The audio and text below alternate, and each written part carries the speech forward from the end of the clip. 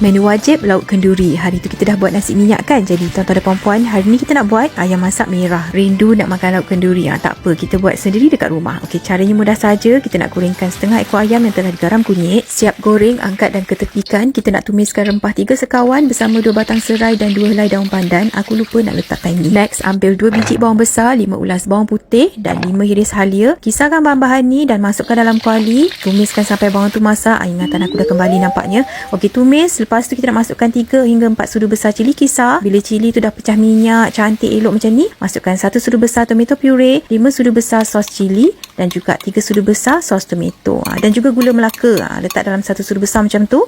Kacau sebati dan perasakan dengan garam. Lepas tu bolehlah masukkan ayam yang kita dah goreng tadi. Kalau kuah tu kering sangat, boleh tambah air sikit. Okey, gaul rata biar selalu elok ke semua ayam dengan kuah merahnya. Siap dah ayam masak merah kita. Merah menyala, Masya Allah, sedap ni makan untuk berbuka. Nak buat menu raya pun boleh. Orang Malaysia raya sebulan kan, mana tahu nak buat jamuan makan raya ke. Memang kena sangat makan dengan nasi minyak. Ini yang baru nak belajar masak pun boleh buat. Confirm jadi. Lulus cemerlang selempang pink. Senang je buat dia. Simpan resipi ni siap-siap dan jangan lupa cuba tau. Bye-bye.